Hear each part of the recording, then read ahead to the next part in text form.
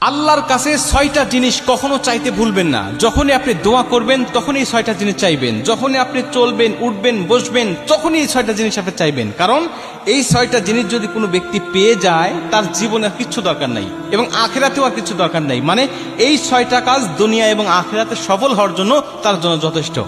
এই জন্য আপনি সবসময় উঠতে, বসতে, চলতে, ফিরতে এই ৬টা জিনিস আপনি চাইবেন। ১ নম্বরে আল্লাহর কাছ থেকে আপনি সুস্থতা চেয়ে নেবেন। সুস্থতা, শারীরিক সুস্থতা।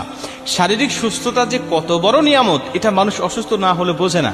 মুসা আলাইহিস সালাম একবার আল্লাহকে জিজ্ঞাসা করেছিলেন, আল্লাহ, আমি যদি আল্লাহ হতাম আর তুমি যদি মুসা হতে, কি চাইতে বলো? আল্লাহ বলে, মুসা, এটা কখনো সম্ভব নয়। বললেন, আল্লাহ, সম্ভব নয় আমিও জানি, কিন্তু বলো কি চাইতে তুমি? আল্লাহ বলছে, আমি তখন তোমার কাছে চাইতাম শারীরিক সুস্থতা। মুসা আলাইহিস সালাম বলছে, আল্লাহ, আমি তাহলে তোমার কাছে শারীরিক সুস্থতা চাই, কারণ কি চাইতে হয়, কি উত্তম চাওয়া, এটা আমি জানতাম না। এখন তোমার কাছ থেকে আমি কায়দা করে শিখে নিলাম। আল্লাহ, তুমি আমাকে শারীরিক সুস্থতা দান করো, এটা আল্লাহর কাছ থেকে চেয়ে নিতে হয়।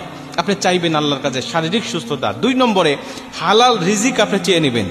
হালাল রিজিক মানুষের জীবনের জন্য কত বড় উপকারী। নবীজি বলছে, যারা হালাল রিজিক থাকে তার ইবাদত আল্লাহর দরবারে কবুল হয়, কিন্তু যার হারাম রিজিক বা হারাম ইনকাম যার মধ্যে আছে, হারাম মাল যারা ভক্ষণ করে, এদের কোনো ইবাদত আল্লাহর দরবারে কবুল হয় না।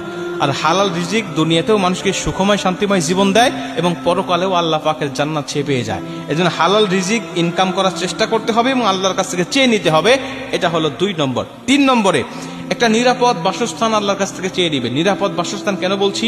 এটা আল্লাহ পাকের পক্ষ থেকে একটা নিয়ামত। কারণ যেই ঘরে মানুষেরা দিন পালন করতে পারে না, ভালো পর্দার ব্যবস্থা নাই, মেয়েদের পর্দার কোনো ব্যবস্থা থাকে না, নামাজের কোনো ব্যবস্থা থাকে না, যেই ঘরটা চতুর্দিকে খোলামেলা বা কোনো রকম ইসলামের গণ্ডির মধ্যে পড়ে না, এই বাসস্থান নিরাপদ নয় বা এই বাসস্থান আল্লাহ পাকের পক্ষ থেকে কল্যাণকর নয়। এই জন্য কল্যাণকর বাসস্থান আল্লাহর কাছ থেকে চেয়ে নিতে হয় যে, আল্লাহ, তুমি আমাকে নিরাপদ বাসস্থান দাও। কারণ দুনিয়াতে থাকতে গেলে, দুনিয়াতে চলতে গেলে একটা নিরাপদ বাসস্থান মানুষের মৌলিক চাহিদার মধ্যে পড়ে এবং এটা খুব প্রয়োজনীয় একটা বিষয়। ৪ নম্বরে নেককার স্বামী অথবা স্ত্রী। সে যদি মেয়ে হয় তাহলে নেককার স্বামী চেয়ে নিবে, সে যদি ছেলে হয় তাহলে নেককার একজন স্ত্রী চেয়ে নিবে। কারণ নেককার স্বামী স্ত্রী যার কপালে পড়ে, যার থাকে, তার দুনিয়াটাও জান্নাতি সুখ মনে হয় এবং কিয়ামতের ময়দানেও সে জান্নাতে যাওয়ার জন্য তার জন্য সহজ হয়ে যায়। কারণ নেককার স্ত্রী সর্বসময় স্বামীকে দিনের পথে চলতে সাহায্য করে। নেককার স্বামী তার স্ত্রীকে দিনের পথে চলতে সাহায্য করে। আর বদকার স্বামী স্ত্রী তারা নিজেরাও বদকার, নিজেরাও জাহান্নামের পথে হাঁটে এবং তার জীবন সঙ্গীকেও জাহান্নামের পথেই সর্বসময় ধাবিত করে। এজন্য নেককার স্বামী স্ত্রী চেয়ে নিবেন। এটা আল্লাহ পাকের পক্ষ থেকে বিশাল একটা নিয়ামত। যার নেককার স্বামী স্ত্রী আছে তার দুনিয়াটাই জান্নাতি সুখ এবং শান্তিময় হয়ে যায়। এটা হলো ৪ নম্বর। ৫ নম্বরে নেককার সন্তান। ভাই, নেককার সন্তান যে একটা মানুষের জন্য কত বড় প্রয়োজন, যার বদকার সন্তান আছে তার কাছে গিয়ে জিজ্ঞাসা করবেন। নেককার সন্তান দুনিয়ার জমিনে বাবা মার মুখ উজ্জ্বল করে এবং কিয়ামতের ময়দানে নেককার সন্তান বাবা মাকে নিয়ে জান্নাতে চলে যায়। আর বদকার সন্তান